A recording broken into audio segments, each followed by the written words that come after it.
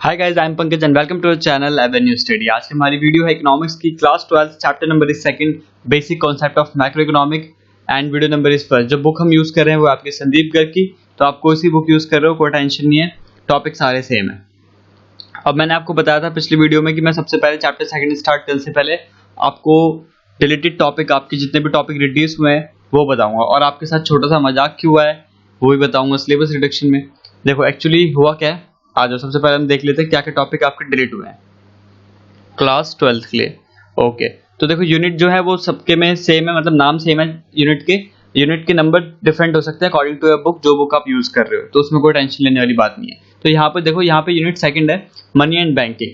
तो money and banking में क्या क्या उन्होंने रिड्यूस करा है, control of credit through bank rate, CRR, SLR, repo rate and reverse repo rate, open market operation, margin requirement, यानी कि जितने भी सेंट्रल गवर्नमेंट वाले जो पार्ट था वो उन्होंने इसमें से टॉपिक हटाए हैं। तो अब बेसिकली यहाँ पे देखो कि ये जो चीज है आपको पढ़नी ही पड़ेगी। ये टॉपिक यहाँ से जरूर डिलीट हो गए, इस वाले चैप्टर में से टॉपिक डिलीट हो गए, ठीक है, बट जो आपका चैप्टर है कौन सा, आई गेस वहाँ excess demand and deficient demand वाला, तो उसमें तो टॉपिक आपको सारे पढ़ने ही पड़ेंगे। तो ये आप लोगों के साथ क्या हो गया, एक छोटा सा मजाक। तो इस टॉपिक के लिए, इस यूनिट के लिए मैंने आपको बोला था कि ये छोटा सा आपके साथ मजाक है, बट कोई नहीं, इजी टॉपिक है, ज्यादा कुछ इसमें है नहीं। तो ये मान के चलो कि ये टॉपिक आपके लिए रिमूव नहीं हुए हैं, बिकॉज यहाँ नहीं तो वहां तो पढ़ना है और फिर जहां भी आएगा क्वेश्चन तो जरूर आएंगे। अब नेक्स्ट टॉपिक देखो, next unit number 5 balance of payment. Unit change हो सकते हैं, नंबर चेंज हो सकता है, बट वही टॉपिक है, सेम चैप्टर। अब बैलेंस ऑफ पेमेंट में से जो ये चैप्टर है, ये आपका एक बैलेंस ऑफ पेमेंट वाला चैप्टर है, उसमें से उन्होंने क्या करा, उसका बस मीनिंग हटा दी, ठीक है, बहुत बड़ा काम कर दिया इन्होंने, ठीक है। अब देख लो, कोई बात नहीं। अब नेक्स्ट टॉपिक है आपका नेक्स्ट चैप्टर में जो हटाया उन्होंने, हटाया determination of exchange rate in free market, यानी फॉरेन एक्सचेंज वाला चैप्टर जो आपका, उसमें से डिलीट कर दिया। चलो इसमें से थोड़ा सा डिलीट करा है, इसमें अब एक्सचेंज जो आपके डिमांड सप्लाई और ये वाली जो चीजें डायग्राम है, ये सारी चीजें भी हट जाएंगी, तो ठीक है, चलो कोई नहीं, बढ़िया है जो भी डिलीट करा है। अब नेक्स्ट बुक है आपके इंडियन इकोनॉमिक डेवलपमेंट में, उसमें क्या क्या हटाया है, यूनिट 7 में current challenge facing Indian economic जो आपका यूनिट है, उसमें से ग्रोथ ऑफ एजुकेशन सेक्टर में इन इंडिया, वो वाला टॉपिक हटा दिया पूरा। देख रहे हो, सोच समझ के हटा रहे हैं, क्योंकि यार मेरे को तो नहीं लगता एजुकेशन सेक्टर में क्या ही ग्रोथ है इंडिया में, चलो लूट रहे हैं बस।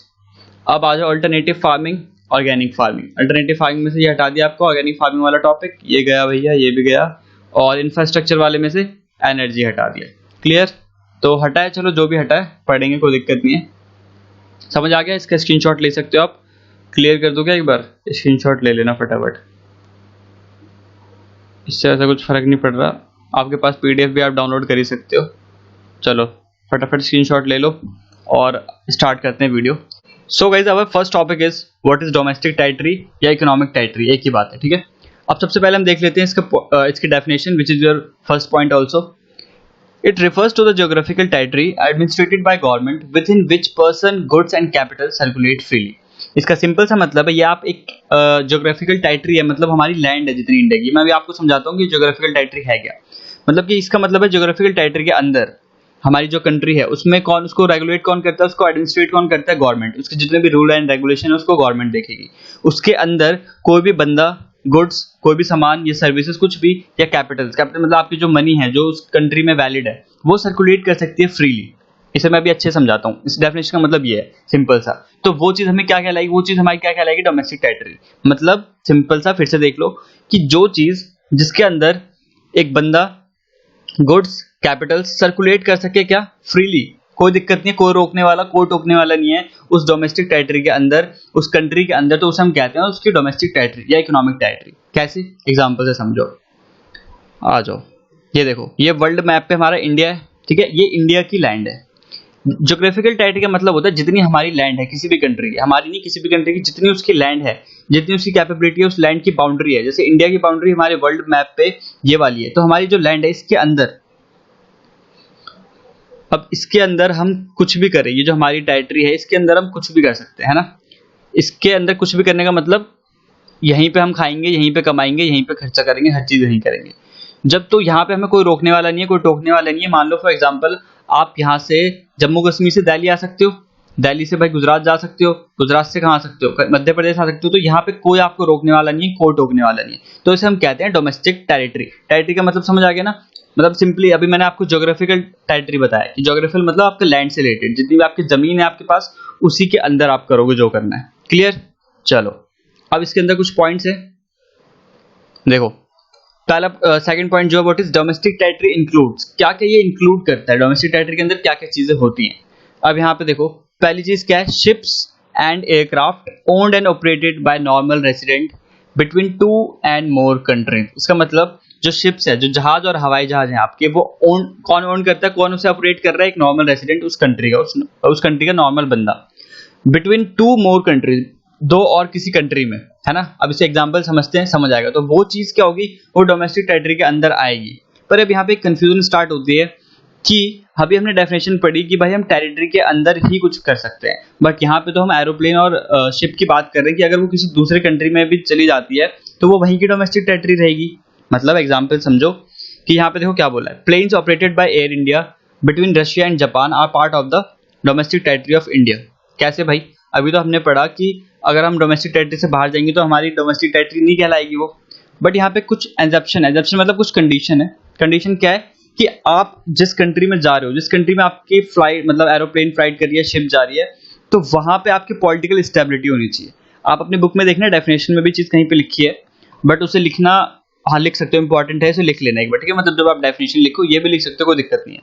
तो वहां पे एक कंडीशन क्या है कि आपकी पॉलिटिकल स्टेबिलिटी होनी चाहिए, उस कंट्री के साथ आपके कोई इशू नहीं होनी चाहिए, वहां पे आपको राइट्स होने चाहिए, हाँ वहां आप फ्लाइट कर सकते हो, और वहां की कंट्री का अगर आपके पास राइट है तो वो कंट्री यहाँ फ्लाइट कर सकती है। तो ये जो कंडीशन है, इस वजह से क्या होता है, यहाँ पे ये चीज अलाउ है कि आप शिप्स और एयरक्राफ्ट जो ऑपरेट कर रहे हो, तो अगर मान लो एयर इंडिया, भाई इंडिया का वो है एरोप्लेन कंपनी, मतलब सॉरी, तो उसकी एरोप्लेन उड़ा, अगर मान लो रशिया और जापान में वो एरोप्लेन उड़ाता है इंडिया, तो वो कोई डोमेस्टिक मतलब वो कोई टेरिटरी डोमेस्टिक रशिया और जापान की नहीं हो जाएगी, वो इंडिया की ही रहेगी। तो इसीलिए चीज, ये एग्जांपल में ये चीज समझना, ठीक है। चलो similarly planes operated by Singapore airway between India and Japan are part of the domestic territory of Singapore. अगर भाई सिंगापुर उड़ा रहा है, सिंगापुर एयरवे है, तो वो टेरिटरी किसकी रहेगी, डोमेस्टिक टेरिटरी सिंगापुर की, क्योंकि भाई उसके पास राइट्स है, उसके पास परमिशन है, उसने इंडिया और जापान से परमिशन ले रखी है फ्लाइट करने की, तो उसे कोई भी इशू नहीं हो, कोई रोक नहीं सकता। क्लियर है? तो उसकी डोमेस्टिक टेरिटरी ही रहेगी वो। तो ये चीज हमेशा ध्यान रखना।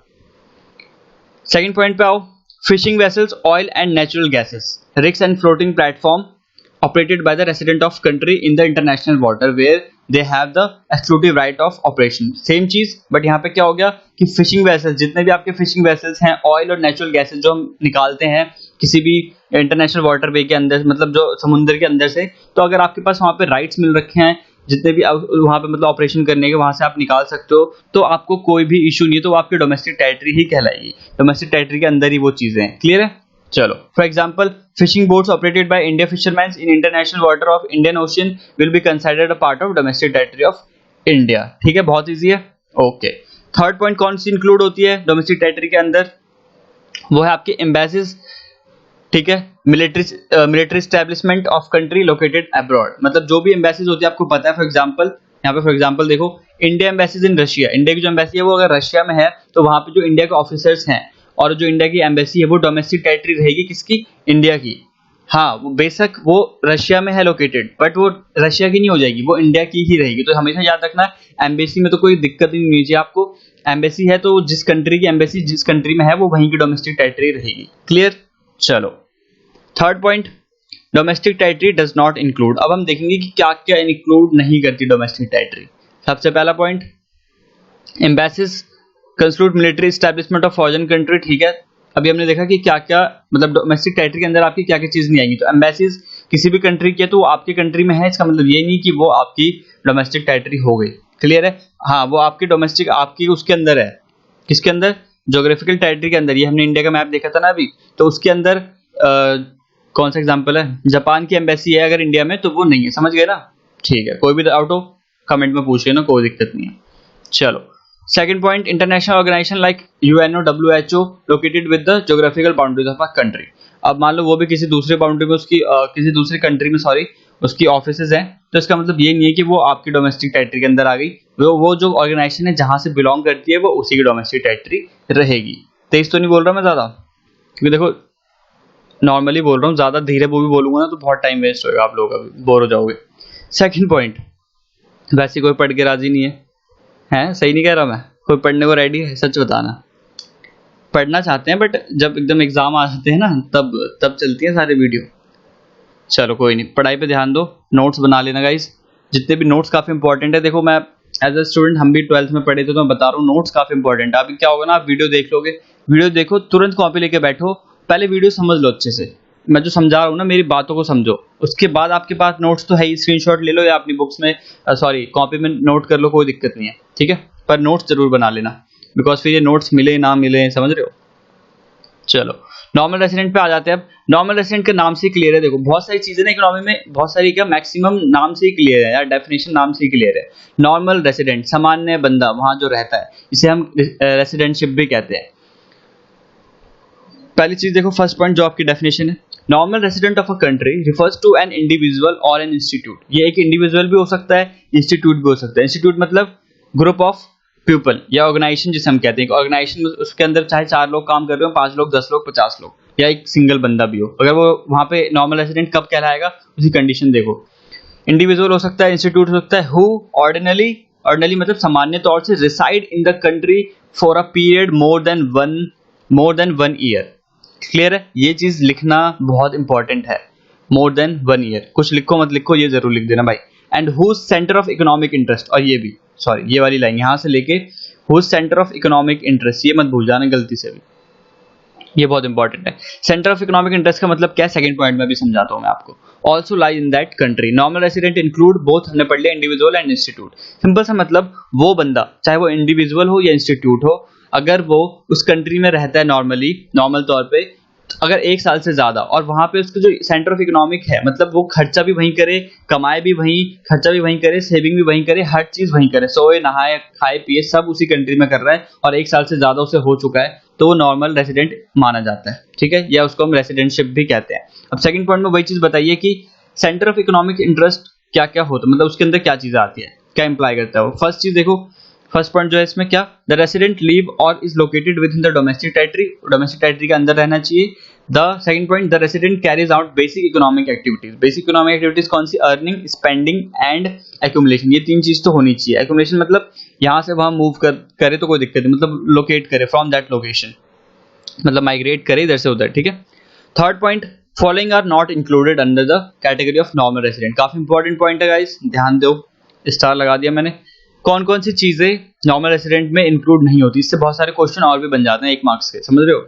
इस टॉपिक को समझना बहुत इंपॉर्टेंट है। देखो पहला पॉइंट क्या है, जो मैंने ये हाईलाइट कर रखे ना, बोल्ड है, तो आप इतना भी लिख सकते हो, यहाँ से यहाँ भी अगर आपने लिख दिया तो चलेगा, बट वो आपके ऊपर है, आप उसे एक्सप्लेन करना चाहते हो तो एक्सप्लेन कर देना, मार्क्स के ऊपर देख लेना, जैसे मार्क्स उस हिसाब से कर देना। तो foreign tourist and visitors, simple सी बात है, कोई बंदा अगर आ रहा है भाई, टूरिस्ट और विजिटर ही आ गया नाम में, तो वो घूमने ही आया है, तो 1 साल से ज्यादा वो रहेगा नहीं, पहली बात तो यही क्लियर है, पर इसे देख लेते हैं। Who visit a country for recreation, holiday, ये चीज आपको लिखनी है। Medical treatment, study, sports, confessions और एटसेट्रा, मतलब अगर वो देखो भाई हॉलीडे पे आया है, मेडिकल ट्रीटमेंट लेने आया है, स्टडी करने आया है, खेल स्पोर्ट्स से रिलेटेड कुछ आया है, बिजनेस रिलेटेड कुछ काम आया है उसे, तो वो उस कंट्री में आया है, बट वहां पे वो 1 साल से ज्यादा नहीं रहने वाला, तो ये चीज उसमें इंक्लूड नहीं होगी। सिंपल सी बात, इसको याद रखने की कोई जरूरत भी नहीं है, बस ये अगर ये पॉइंट आपको याद है तो आगे तो आराम से एक्सप्लेन कर दोगे। Second point, foreign staff on embassies, बताया था मैंने, officials, diplomats and member of the armed force. अगर भाई कोई एम्बेसीज में जो भी उस कंट्री का रिलेटेड बंदा है, तो वो आपकी नॉर्मल रेसिडेंट में नहीं आएगा, वो वहीं का रहेगा, बेशक वो भाई एम्बेसीज में 3 साल से काम कर रहा हो, 10 साल से कर रहा हो, बट वो उस कंट्री का है जहां से वो बिलोंग करता है, ठीक है, तो आपकी नॉर्मल रेसिडेंट कंट्री में नहीं जुड़ेगा वो बंदा। थर्ड चीज कौन सी, international organisation like UN, WHO, वो जहाँ की है वहीं से बिलोंग करेगी, उसके मेंबर चाहे आपके कंट्री में कितनी भी ऑफिस वहां पे अगर वो काम कर रहे हैं, तो चाहे कितने भी साल से रह रहे हो, तो वो उसके अंदर नहीं आनी चाहिए, ना आएंगे वो, clear. Fourth point, employees of international organisation, international organisation जितने भी हैं आपकी, अभी देखा हमने, are considered as resident of in which they belong to not international area, ठीक है, ये टाइपिंग में मिस्टेक हो गई है, इन यहाँ से ज्वाइन हो जाएगा, फिर इन विच दे, तो वही चीज अभी जो मैंने आपको समझाई। Fifth point, crew member of foreign vessels, commercial travels and season workers, जो क्रू मेंबर्स होते हैं आपके जितने भी फॉरेन जो मतलब क्रू मेंबर समझ रहे हो ना, जो एरोप्लेन में होते हैं या किसी भी उसमें हो सकते हैं, तो वो भी इंक्लूड नहीं होते आपके, अगर वो लेस देन 1 ईयर भी हैं, ठीक है, प्रोवाइडेड हाँ, चाहे वो कितना भी काम कर ले आपके उसमें लेस देन अगर 1 ईयर है तो वो नहीं इंक्लूड होंगे। 6 point, border workers who lives near the international borders and cross the border on regular basis to work in the country, they are treated as normal resident of that country where they live and not where they work। समझ रहे हो? मान लो फिर example कौन सा ले, India Pakistan, ठीक है भैया, ये बॉर्डर है, ये पाकिस्तान है। अब यहाँ से भाई सोल्डर को कुछ काम आ गया, कुछ भी काम आ सकता है ऑफिशियली या कुछ भी, तो अगर पाकिस्तान में जा रहा है वो, तो इसका मतलब ये नहीं आ रहा जा रहा, इसका मतलब ये नहीं कि वो वहीं पे मतलब पाकिस्तान का हो जाएगा, वो पाकिस्तान का नॉर्मल रेसिडेंट हो जाएगा, या पाकिस्तान का बंदा इंडिया आ रहा है तो वो इंडिया का रेसिडेंट हो जाएगा। जब तक कुछ कंडीशन है, देखो मतलब वहाँ पे रहे ना वेयर दे वर्क, ठीक है, मतलब समझ रहे हो ना। हाँ, ज़्यादा नहीं बोलूँगा मैं, सिंपल सी चीज़ थी। नेक्स्ट पॉइंट है सिटीजनशिप। कुछ मतलब ये टॉपिक नहीं है, ये पॉइंट है, उसे समझ लो। It is basically a legal concept based on the place of birth of the person, some legal provision allowing a person to become a citizen. मैं समझाता हूँ इसका मतलब सिंपल सा। सिटीजनशिप मतलब किसी कंट्री की अगर आपको सिटीजनशिप चाहिए तो कैसे मिलेगी, या आप सिटीजनशिप उस कंट्री के कैसे कहलाओगे कि वहाँ के आप नागरिक हो। सिटीजनशिप का मतलब पता है, नागरिक। तो इंडिया में सबसे पहले इंडिया में क्या, हर कंट्री में दो चीज सबसे इंपॉर्टेंट है, वो है आपकी ये चीज ध्यान रखना बस। When a person is born in India, अभी यहाँ पे इंडिया का एग्जांपल लिया है, he acquires automatically citizenship of India. अगर कोई बंदा इंडिया में पैदा हुआ तो ऑटोमेटिकली उसको सिटीजनशिप मिल गई। क्लियर है? ठीक है।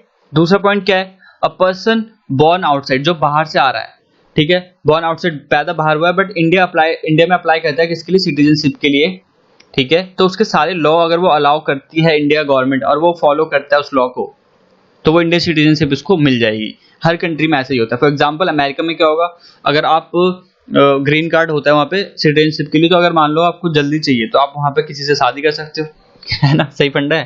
शादी करके वहाँ पे आप मेंबरशिप मतलब सिटीजनशिप ले सकते हो। अब सिटीजनशिप वहाँ पे इस कंडीशन से मिल जाएगी, और अगर आप पैदा हुए तो किसी कंट्री में मिल ही जाएगी ऑटोमेटिकली। तो हर कंट्री के थोड़े बहुत रूल हैं, थोड़े बहुत अलग रूल्स हैं, बट अगर आप, यही दो चीज़ है कि एक तो वहाँ पे पैदा हो कोई दिक्कत नहीं है, दूसरी चीज वहाँ के आपको जितने भी लॉ अलाउज कर रखे हैं वो आप अगर फुलफिल कर देते हो वहाँ की कंडीशन, तो आप वहाँ पे सिटीजनशिप आपको मिल जाएगी। इजी है, ये क्वेश्चन इसमें से बहुत बार आ जाते हैं तो इसलिए मैंने बताया, इंपॉर्टेंट है ये भी। अब नेक्स्ट टर्म है आपकी रेसिडेंशिप, जो अभी हमने देखी नॉर्मल रेसिडेंट, सेम है। तो यहाँ पे मैं बताता हूँ, ये वाली डेफिनेशन देख लो। It is an economic concept based on the basic economic activities perform by a person. वो बंदा कब वहाँ का नॉर्मल नागरिक कहलाएगा, जब वो कुछ बेसिक इकोनॉमिक एक्टिविटीज को फॉलो करता है, ठीक है। जैसे कि an individual is a normal resident of a country if he ordinary reside in the country for a period more than 1 year, ठीक है, and centre of economic interest क्या होनी चाहिए, also lie in that country. Clear? बहुत easy है, मजा आ गया। चलो सो गाइस, अगला टॉपिक है आपका third, what is factor income and transfer income. तो सबसे पहले हम नॉर्मली देखते हैं कि factor income and transfer income normally life में अगर कोई बंदा समझना चाहता हो नॉर्मल वे में, इकोनॉमिक डेफिनेशन के हिसाब से भी समझेंगे, बट नॉर्मली हम इसे कैसे समझेंगे, देखो बहुत ईजी है।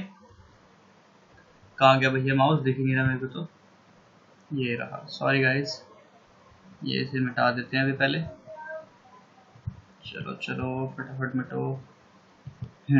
अब आ जाओ फटाफट डेस्कटॉप के स्क्रीन पे, सॉरी लैपटॉप की स्क्रीन पे।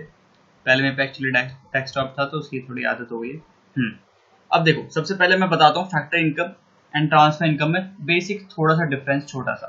तो अगर मैं बात करूँ पहले फैक्टर इनकम की, तो अगर मान लो आपको किसी नॉर्मल बंदे को समझाना हो, रोड पे कोई बंदा चल रहा है, आप वो बोले भाई फैक्टर इनकम क्या होता है, तो कैसे समझाओगे? आप ये बोलोगे कि भाई जो भी आप कुछ काम करते हो या मेहनत करते हो, सिंपल है, उससे जो आप अर्निंग करते हो उसे हम कहते हैं फैक्टर इनकम। क्लियर हो गया? फैक्टर इनकम इकोनॉमिक भाषा में फैक्टर इनकम है, नॉर्मल लाइफ में आपकी इनकम है। तो इनकम कब मिलती है? सिंपल सी बात है, ये इनकम आपको कब मिलेगी, जब आप कुछ काम करोगे, ठीक है। आप एक बंदे हो, आपने कुछ काम करा, चाहे आप सर्विस प्रोड्यूस कर रहे हो चाहे गुड्स प्रोड्यूस कर रहे हो। फॉर एग्जांपल मेरा लेते हैं, मैं आपको पढ़ा रहा हूँ, यूट्यूब मुझे थोड़े पैसे देगा, तो इस हिसाब से मेरी क्या हो रही है, मैं कुछ मेहनत कर रहा हूँ, प्रोडक्शन तभी मेरी मानी जाएगी, फैक्टर इनकम मेरी तभी मानी जाएगा जब मैं मेहनत करूंगा। जब मैं मेहनत करूंगा, काम करूंगा, तो उसे हम कहते हैं फैक्टर इनकम, सिंपल। अब चाहे आप वो गुड प्रोड्यूस कर रहे हो, अगर मान लो मैं कल को बुक रिलीज करता हूँ कोई, तो बुक बनाने में उसकी प्रोडक्शन में मेहनत तो लगेगी, या टीचिंग कर रहा हूँ उसमें मेहनत लग रही है। तो चाहे गुड्स हो चाहे क्या हो, सर्विसेज हो, पर उसमें आपको मेहनत करनी पड़ती है, तो उसे हम कहते हैं फैक्टर इनकम। और ट्रांसफर इनकम में क्या होता है? ट्रांसफर इनकम इसका उल्टा, ठीक है भाई, ये भाई तो ये बहन, इसका उल्टा क्या हो जाएगा? ट्रांसफर इनकम में आपको कुछ भी मेहनत नहीं करनी पड़ती, आपको बैठे बैठे इनकम मिल जाती है, या आपको बैठे बैठे वो चीज मिल जाती है। क्लियर? जैसे कि फॉर एग्जांपल आप बोलोगे भैया एग्जांपल क्या है इसके, एग्जांपल आप सबको पता है, जैसे कि आपको किसी ने गिफ्ट दे दिया, तो आपने कोई मेहनत नहीं करी, गिफ्ट आपको मिल चुका है, आपने कोई भी ऐसी मेहनत नहीं करी है, कोई काम नहीं करा। सिंपल मेहनत करने का मतलब है काम, ठीक है। कोई काम नहीं करा, कोई प्रोडक्शन नहीं करी, कोई कुछ भी सर्विसेज नहीं करा, कुछ गुड्स प्रोड्यूस नहीं करे और आपको वो चीज मिल चुकी है। अब देखो, चाहे पैसे मिले चाहे गिफ्ट मिले, सामान तो मिल रहा है ना, तो उसे हम कहते हैं ट्रांसफर इनकम। क्लियर है? तो ये होते हैं। अब एग्जांपल आप और भी देख सकते हो अपनी बुक में भी, मैं बताऊंगा आपको जब हम डिफरेंशिएट बिटवीन करेंगे। तो स्कॉलरशिप हो गया जैसे, और ओल्ड एज पेंशन, जैसे आपने देखा होगा मैं ज्यादा दादी को, जो हमारे बूढ़े होते हैं, उन्हें ओल्ड एज पेंशन मिलती है, तो वो कुछ काम नहीं कर रहे लेकिन गवर्नमेंट उन्हें प्रोवाइड करवा रही है ट्रांसफर इनकम, तो इसे हम कहते हैं ट्रांसफर इनकम नॉर्मल लाइफ में। ठीक है, अब एक बार इसकी डेफिनेशन देख लेते हैं और डेफिनेशन को भी समझ लेते हैं। चलो, जो पहला पॉइंट है वो डेफिनेशन है आपका, क्या हो गया भाई, सॉरी। पहला पॉइंट क्या है? Factor income. तो factor income refers to the income receive by factor of production for rendering for factor services in the production process. ध्यान से समझना, डेफिनेशन समझ आई? देखो, फैक्टर इनकम वो इनकम है जो कौन रिसीव करता है, किसके द्वारा रिसीव की जाती है? बाय फैक्टर ऑफ प्रोडक्शन, यानी कि जो आपके फर्म्स होती है, फर्म भी हो सकती है, मतलब जो प्रोडक्शन करेगा, सिंपल सा मतलब है जो कुछ प्रोडक्शन करेगा, जो कुछ काम करेगा, उसे इनकम मिलेगी। क्लियर है? उसे ये इनकम मिलेगी। अब ये इनकम तो उसे मिलेगी for rendering the for factor services, यानी कि जो सर्विसेज उसने दी है। ठीक है भाई, सर्विसेज देगा तभी तो कुछ प्रोडक्शन करेगा। पता है आपको, जैसे सर्विसेज क्या कौन कौन सी हो जाती है, फैक्टर ऑफ प्रोडक्शन में कौन कौन सी चीजें आती है? लैंड, लेबर, कैपिटल, ठीक है, और एंटरप्रेन्योरशिप, ये सारी चीज। तो ये क्या हुआ? सिंपल सा मतलब कि ध्यान से समझो शुरू से, फैक्टर ऑफ प्रोडक्शन को ये पैसे मिलेंगे, कब मिलेंगे? जब वो अपनी सर्विसेज देगा प्रोडक्शन प्रोसेस में। क्लियर है? डेफिनेशन बहुत इजी है। चलो, अब इसमें देखिए एग्जांपल, जैसे कि क्या हो गया हमारे लैंड को क्या मिलता है? लैंड को क्या मिलता है भाई, बताओ? रेंट। Very good. उसके बाद नेक्स्ट बताओ, बताओ जल्दी बताओ। रेंट को मिलता है, सॉरी, लैंड को मिलता है रेंट, तो उस हिसाब से लेबर को क्या मिलेंगे? वेजेस। लिखना पड़ेगा क्या? लिख देता हूँ, चलो। लेबर को मिलते हैं वेजेस, पता ही है आप लोगों को। उसके बाद और क्या होता है? लेबर को मिलते हैं वेजेस, उसके बाद आपके कैपिटल एंड एंटरप्रेन्योरशिप, ये सारी चीजें आपको पता ही है, बुक में देख लेना। लेबर को क्या मिल जाएगा? अगर सॉरी, लैंड को मिला, शुरू से देख लो, लैंड को मिला रेंट, लेबर को मिला वेजेस, और कैपिटल को क्या मिलता है? इंटरेस्ट, और एंटरप्रेन्योर को क्या मिलता है? प्रॉफिट। क्लियर है? तो इसे हम, ये कुछ एग्जांपल्स हैं, तो समझ में आ गया। डेफिनेशन बहुत इजी है। देखो, बहुत सारी वीडियो जब मैं पढ़ता था ना, ये चीज काफी बहुत डाउटफुल रहती थी, मैंने सर से भी पूछा, बट इस चीज को सर समझा नहीं पाए। बट आज जब मुझे समझ आ रही है, तो आप लोगों के लिए मुझे बहुत ज्यादा खुशी हो रही है कि मैं आपको अच्छे से समझा पा रहा हूँ।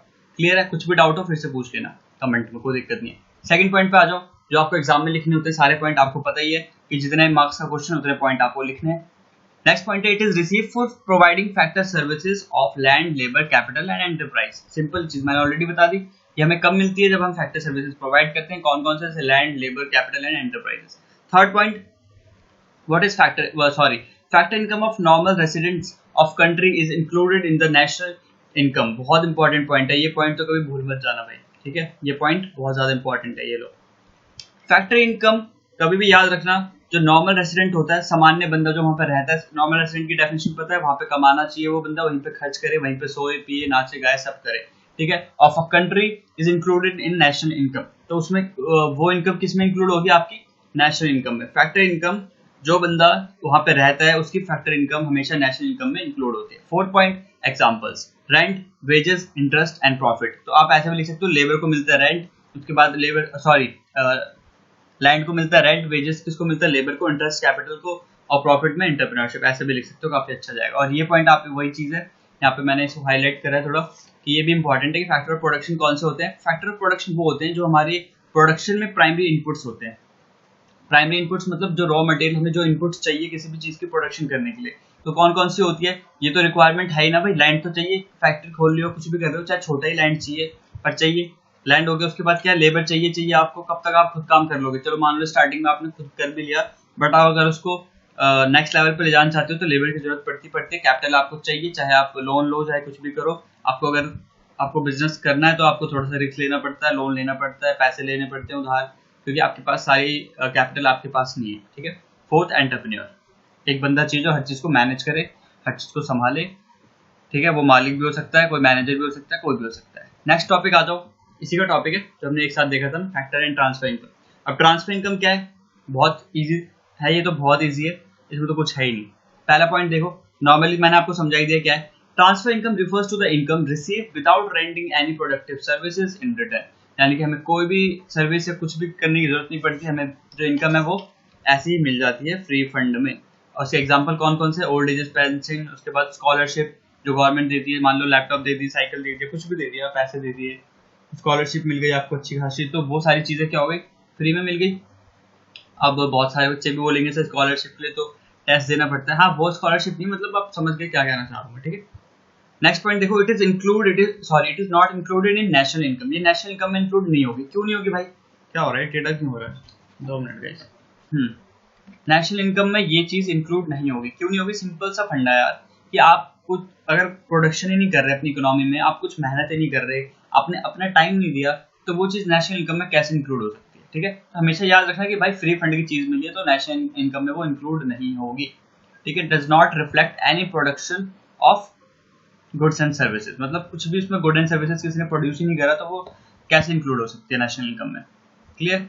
Third point, it can be received either with in the domestic territory of country और फ्रॉम अब्रॉड, है ना। मान लो भाई आपके मामा ताऊ चाचा कहीं अब्रॉड में रह रहे हो या आप रह रहे हो, तो आपने कोई गिफ्ट भेजा उनके लिए या उन्होंने कोई गिफ्ट भेजा आपके लिए, तो वो चीज ये तो हो सकती है ना, वो भी तो, मैं मान लो गिफ्ट भेज रहा हूँ तो क्या वो अब्रॉड से आई है, इसका मतलब क्या वो ट्रांसफर इनकम नहीं है, वो भी ट्रांसफर इनकम है, कहीं से भी आई हो तो इट कैन बी रिसीव, कहीं से मिल सकती है वो, आपके डोमेस्टिक में हो, चाहे मान लो भाई आपके साथ में ताऊ चाचा रहते हो उन्होंने दे दिया, चाहे वो अमेरिका में रहते हो, लंदन में रहते हो, कहीं भी रहते हो, वहां से आई हो, तो ये फर्क नहीं पड़ता कि कहीं से भी आई हो, डोमेस्टिक में हो चाहे या अब्रॉड से आई हो, बाहर मतलब आपके आउटसाइड ऑफ डोमेस्टिक आपकी कंट्री से आई हो, उससे फर्क नहीं पड़ता, क्लियर।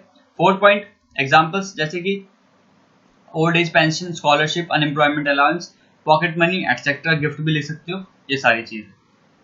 अब यहाँ पे मैंने एक चार्ट देखो हाईलाइट करा है, current transfer and capital transfer, ये चीज आपकी बुक में होगी, जो संदीप गर्ग की बुक फॉलो कर रहे हैं, जिनके स्कूल में ये बुक अलाउड मतलब उनसे पढ़ रहे हैं वो, तो आप देख सकते हो, बाकी आपकी बुक में भी होगी, मैं ये नहीं कह रहा, आप ये टॉपिक एक बार जरूर देख लेना, बिकॉज थोड़ा इंपॉर्टेंट टॉपिक है। उसके बाद अगर कोई भी डाउट हो तो मुझसे पूछ लेना, मैं आपको बता दूंगा current transfer and capital transfer क्या होता है। बेसिकली ये जो है आपके जो मतलब करंट ट्रांसफर क्या होता है ना, और ये ट्रांसफर रिसीव्ड के 2 टाइप होते हैं, आपको पता होना चाहिए। चलो आपको कोई भी डाउट हो तो उसके ऊपर मैं अलग से थोड़ी सी 2-3 मिनट की वीडियो बनेगी, मैं बता दूंगा, ठीक है, क्योंकि थोड़ा सा ये टॉपिक है कि आ जाते हैं कभी कभी, ठीक है। नेक्स्ट पॉइंट और लास्ट टॉपिक है इस वीडियो का, इस चैप्टर का नहीं, इस वीडियो का। नेक्स्ट जो टॉपिक, नेक्स्ट जो वीडियो आएगी तो आपको उसमें कंटिन्यू हम करेंगे 5th से। तो 4th टॉपिक है what is final good and intermediate good. बहुत बच्चों को पता भी होगा, नाम से भी क्लियर है, देखो final good and intermediate good. Final मतलब जो चीज बन चुकी है, और जो चीज इंटरमीडिएट मतलब जो चीज अभी बन रही है प्रोसेस में। इसे अच्छे से देख लेते हैं, आपकी बुक पे आ जाओ। सॉरी गाइस, इससे पहले ना, इस टॉपिक से पहले एक चीज और देख लो, डिफरेंस बिटवीन देख लो फैक्टर इनकम का और ट्रांसफर इनकम का, बिकॉज ये भी बहुत इंपॉर्टेंट है, वो तो बहुत ज्यादा इंपॉर्टेंट है, बिकॉज क्वेश्चन डिफरेंशिएट करना भी आना चाहिए आप लोगों को, ठीक है। चलो पेन बाबा कहाँ हो, आ जाओ। देखो यही कलर चाहिए भाई। Factor income versus transfer income, meaning मैंने बता दिया, it refers to income receive by factor of production for rendering factor services. कोई दिक्कत नहीं है, इसमें क्या होता है, फ्री के पैसे मिलते हैं, इसमें मेहनत करनी पड़ती है, डेफिनेशन सेम है, मैंने पहले बता दिया। नेक्स्ट देखो नेचर क्या है इसका, it is included in both national income and domestic income, ये भी काफी इंपॉर्टेंट पॉइंट है, देखा नया पॉइंट मिल गया, domestic income and national income दोनों में इंक्लूड होता है, और ये किसमें, किसी में भी इंक्लूड नहीं होता, neither in national income nor in domestic income, क्योंकि भाई कमाई नहीं, ठीक है। Next, it is N earning concept, it is N receive concept, इसमें हमें कमाना पड़ता है, इसमें हमें फ्री फंड में मिल जाता है। फ्री फंड में मतलब सर्विस आपको नहीं देनी पड़ती, कोई कुछ मेहनत नहीं करनी पड़ती, कुछ काम नहीं करना पड़ता। नेक्स्ट पॉइंट क्या है, it is receive by factor of production, कौन कौन से, land, labour, capital and enterprise. It is generally receive by house hold and government, यानी कि मतलब गवर्नमेंट ही देती है स्कॉलरशिप, ओल्ड पेंशन, या तो फिर आपके हाउस होल्ड मतलब चाचा ताऊ कोई भी आपको गिफ्ट कर सकता है, या आप किसी को गिफ्ट कर सकते हो, समझ आ रहा है। इसमें एग्जांपल कौन कौन से, rent, wages, interest and profit. इसमें कौन कौन से, scholarship, old age pension, gift, unemployment allowance etcetera, ये सारे हो गए, क्लियर। चलो नेक्स्ट टॉपिक क्या था हमारा, final good and intermediate good. इसमें देखो क्या करना है, बुक में आ जाओ, ये जूम करते हैं इसे, बहुत है। देखो फाइनल गुड क्या है, साथ साथ डिफरेंशिएट बिटवीन भी हो जाएगा और इसकी डेफिनेशंस भी हो जाएंगी। Final goods refers to those goods which are used either for consumption और फॉर इन्वेस्टमेंट। अब समझना पहले, फिर इसके डेफिनेशन में पढ़ लेते हैं एक बार। Intermediate goods refers to those goods which are used either for resales और for further production in the same year. ये चीज लिखना काफी ज्यादा इंपॉर्टेंट है, in the same year. Clear है? अब देखो फाइनल गुड का मतलब क्या होता है, जो अगर नॉर्मली बताऊं, फाइनल गुड का मतलब वो गुड्स जो ऑलरेडी बन चुके हैं, जो कंजप्शन के लिए रेडी है। फॉर एग्जाम्पल एक चेयर, आप गए किसी चेयर की दुकान पे, वहां से आपने चेयर उठा ली, वुड की, प्लास्टिक की बात नहीं हो रही, वुड की चेयर लेते हैं। आपने चेयर उठा ली, वहां से बोला हाँ भाई ये चेयर चाहिए, तो वो फाइनल गुड है, बिकॉज उसे अब आप डायरेक्ट कंज्यूम करोगे, घर लाओगे, बैठोगे, मौज काटोगे। क्लियर है? उसमें कोई भी अब प्रोडक्शन फर्दर नहीं होने वाली, तो उसे हम कहते हैं फाइनल गुड। अब इंटरमीडिएट गुड में क्या हो गया, उसी वुड को ही ले लो। जो वो इंटरमीडिएट गुड में क्या हो गया, वुड जब हमने पेड़ काटा, उसको फिर क्या करा, फिर उसको प्रोडक्शन फैक्ट्री में लाए, पेड़ को साफ करा, फिर पेड़ को काटा, फिर उसको बनाया। तो ये जितने भी प्रोसेस हुए, process A B C D, तो जब तक वो चीज चल रही है, प्रोडक्शन चल रही है, उसकी प्रोसेस चालू है, ट्रांसफॉर्मेशन उसके अंदर चालू है, उसी साल के अंदर पर, ठीक है, तो उसे हम कहते हैं इंटरमीडिएट गुड। क्लियर हो गया? अब थोड़ा और अच्छे समझेंगे। डेफिनेशन क्या कह रही है, final good refers to those goods which are used either for consumption और फॉर इन्वेस्टमेंट। या तो डायरेक्ट हम उसे कंज्यूम कर ले या इन्वेस्ट कर दें कहीं पे, ठीक है। इन्वेस्ट मतलब नॉर्मली वही हो गया, आप उसे सेल आउट कर देते हो, उससे पैसे कमाते हो, वही बात होगी। तो मान लो फिर ये भी हो सकता है, हम दूध है, दूध कंज्यूम करते हैं सीधा और उसे इन्वेस्ट करते हैं। इन्वेस्ट कौन करता है? शॉपकीपर। दूध जो लाया है वो कंज्यूम नहीं कर रहा, शॉपकीपर कंज्यूम नहीं कर रहा, बट उसे वो इन्वेस्टमेंट ले लाया, उससे वो पैसे अर्न करेगा और हम कंज्यूम करेंगे, या वो भी कंज्यूम कर सकता है। समझ रहे हो? नॉर्मल फंडा समझ रहे हो ना मेन? ठीक है। इंटरमीडिएट गुड में क्या होता है, सिंपल सी बात है, जब तक उसमें प्रोडक्शन चालू है वो इंटरमीडिएट गुड कहलाती है। नेक्स्ट पॉइंट देखो, नेचर कैसा है इसका, they are included in both national and domestic income. होगी भाई, फाइनल गुड है, उसे हम बेच रहे हैं या इन्वेस्ट कर रहे हैं, कुछ भी कर रहे हैं, कंज्यूम कर रहे हैं, तो जब हम कंज्यूम कर रहे हैं तो भी हमने पैसे दिए, और इन्वेस्ट करेंगे तब भी हमें पैसे मिल रहे हैं, तो वो चीजें क्या होगी, यहाँ पे हम मेहनत भी कर रहे हैं, याद रखना। समझ रहे हो? कोई चीज आपने मतलब दूध का एग्जांपल ले लो, दूध आपने खरीदा तो अपने मेहनत के पैसे से खरीदा, तो वो आपका किस में आ जाएगा, नेशनल इनकम भी है और वो डोमेस्टिक इनकम भी है। They are neither included in national income और नॉट डोमेस्टिक इनकम। क्यों? क्योंकि अभी तक ये बना नहीं है, ये अभी तक प्रोसेस में है, ना तो कोई खरीदेगा, अभी कुछ नहीं पता इसका, क्या पता कोई ना खरीदे या मशीन खराब हो जाए, वो बने ही ना। जब तक ये फाइनल गुड नहीं बना तो ये डोमेस्टिक इनकम या नेशनल इनकम में इंक्लूड नहीं हो सकता। क्लियर फंडा है इसका, ठीक है। इंटरमीडिएट गुड ना तो नेशनल इनकम में इंक्लूड होगा, ना ही डोमेस्टिक में, जब तक वो बन रहा है। सिंपल सी बात है भाई, कोई चीज बन रही है ना, उसकी अभी कोई मतलब कोई गारंटी थोड़ी ना कि बिकेगा ही बिकेगा, या कुछ भी हो सकता है, सड़ सकता है, खराब हो सकता है, इसीलिए। अब देखो, they are ready for use by their final users. Example, no volume has to be added in the final goods, मतलब उसमें कुछ भी वैल्यू एडेड नहीं होने वाली है। वो फाइनली अपने यूजर्स, जो उसके यूजर्स है, जैसे दूध के यूजर्स हम हो गए, तो हम डायरेक्ट उसे कंज्यूम करने वाले, उसके अंदर अब कोई भी कुछ वैल्यू ऐड नहीं होगी।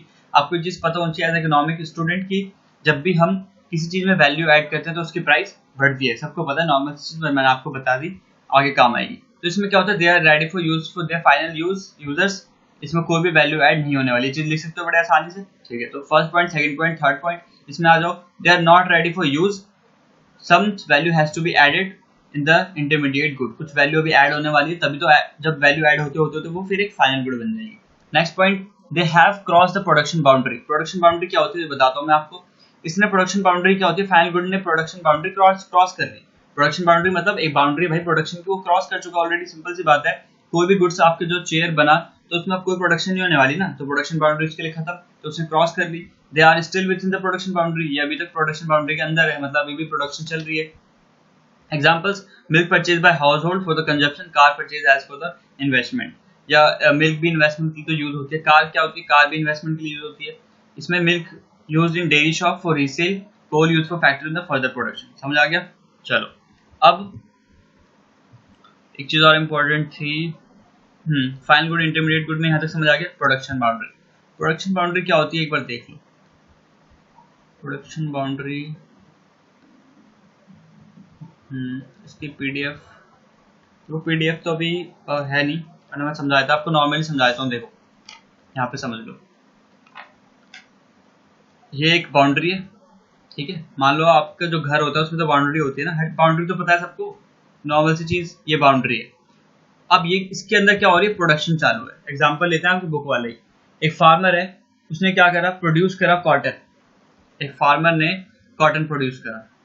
पहला पॉइंट क्या है, एक फार्मर है भाई, उसने कॉटन को प्रोड्यूस करा, अपने खेत में कॉटन की खेती करी और उसने क्या करा, उसको 2000 रुपये में सेल कर दिया किसी पार्टी बी को। यहाँ पे फार्मर है, ये एफ लिख रहा हूँ फार्मर, ठीक है। इसने क्या करा, यहाँ पे बी पार्टी है, उसके बाद है एक बी कंपनी है, कोई भी मतलब बी एक बंदा है या कोई फैक्ट्री है या कुछ भी है, उसके बाद सी, उसके बाद खत्म करेंगे, उसके बाद सी में आएंगे। तो क्या करा, एफ ने मतलब फार्मर ने एक बंदे को बी को अपने कॉटन को सेल कर दिया, बेच दिया, कितने कितने रुपए में, 2000 रुपये में। क्लियर। अब ये जो इसने जो कॉटन भेजी बी को, अब ये बी बंदा क्या, बी जो पार्टी है वो क्या कर रही है, बी इस कॉटन से क्या बना रही है, थ्रेड बना रही है। इस कॉटन से इसने क्या प्रोड्यूस करा, थ्रेड। तो इसमें इसने क्या करी, वैल्यू ऐड करी। मैंने बताया वैल्यू ऐड होगी किसी भी चीज में तो उसकी प्राइस बढ़ जाएगी। तो 2000 का कॉटन था, अब थ्रेड में उसने कितने कर दिया उसे, 3000 का। क्लियर। अब इसने थ्रेड बनाया, थ्रेड को आगे फर्दर भेज दिया किसको, सी को। सी ने क्या करा, सी ने प्रोडक्शन करा किसका, क्लोथ का, थ्रेड से क्लोथ बना दिया। तो इसमें वैल्यू ऐड कर दी भाई साहब ने। तो क्लोथ जब बन चुका है तो वो कितने का हो गया, 4000 रुपए का, 4000 का क्लोथ हो गया। तो अब क्लोथ जो है क्या है आपका, फाइनल गुड है। इस सी ने क्या बनाया, क्लोथ। क्लोथ क्या है आपका, फाइनल गुड। क्लियर हो रही है चीजें, ये आपकी फाइनल गुड है, यानी कि इसके अंदर आप कुछ भी वैल्यू ऐड नहीं कर सकते आप, ये ऑलरेडी बन चुकी है। जब तक वैल्यू ऐड हो रही थी तो ये प्रोडक्शन, ये आप जो ये ना, ये है आपका प्रोडक्शन बाउंड्री, जो लाइन थी बाहर, ये है, इसको हम कहते हैं प्रोडक्शन बाउंड्री। ठीक है, समझ जाना, प्रोडक्शन बाउंड्री। तो ये होती है जब तक चीजें प्रोडक्शन में चल रही हैं, उसके अंदर वैल्यू ऐड हो रही है तो उसे हम कहते हैं प्रोडक्शन बाउंड्री। और जैसी फाइनल गुड आपके पास तैयार है, ठीक है, तो उसे हम कहते हैं फाइनल गुड। क्लियर होगा। उससे क्या होती है वो, मतलब प्रोडक्शन बाउंड्री से बाहर निकल जाती है। तो ये भी याद रखना कि जब भी वैल्यू उसमें ऐड होगी तो प्राइस बढ़ेंगे, या प्राइस बढ़ रहा है तो उसका मतलब वैल्यू उसमें ऐड हुई है। क्लियर, काफी इजी था।